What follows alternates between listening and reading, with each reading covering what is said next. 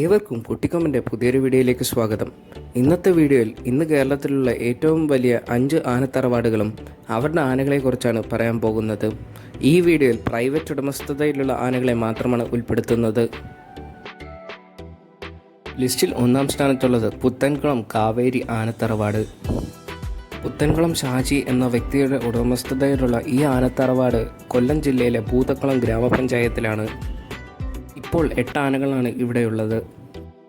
പുത്തൻകുളം കേശവൻ, പുത്തൻകുളം അനന്തപത്മനാഭൻ, പുത്തൻകുളം മോഹനകൃഷ്ണൻ, പുത്തൻകുളം മോദി, പുത്തൻകുളം അനന്തകൃഷ്ണൻ, പുത്തൻകുളം വിക്രം, പുത്തൻകുളം അർജുനൻ, പുത്തൻകുളം ഗംഗ. ലിസ്റ്റിൽ 2-ാം സ്ഥാനത്തുള്ളത് മംഗലാംകുന്ന് ആനത്തറവാട്. രമേശ്വരൻ ചെട്ടിയാരുടെയും ഹരിദാസ് ചെട്ടിയാരുടെയും ഉടമസ്ഥതയിലുള്ള ഈ തറവാട് പാലക്കാട് ശ്രീകൃഷ്ണപുരത്തിനടുത്താണ്. ഇപ്പോൾ 5 ആനകളാണ് ഇവിടെയുള്ളത്. മംഗലാംകുന്ന് അയ്യപ്പൻ, മംഗലാംകുന്ന് ശരണയ്യപ്പൻ, മംഗലാംകുന്ന് ഗണേശൻ, മംഗലാംകുന്ന് മുകുന്ദൻ, മംഗലാംകുന്ന് ഉമാമഹേശ്വരൻ. ലിസ്റ്റിൽ 3-ാം സ്ഥാനത്തുള്ളത് പുതുപ്പള്ളി പാപ്പാലപ്പറമ്പിൽ ആനത്തറവാട്. പാപ്പാലപ്പറമ്പിൽ പോത്തൻ വർഗീസിൻ്റെ ഉടമസ്ഥതയിലുള്ള ഈ തറവാട് കോട്ടയം ജില്ലയിലെ പുതുപ്പള്ളിയിലാണ്.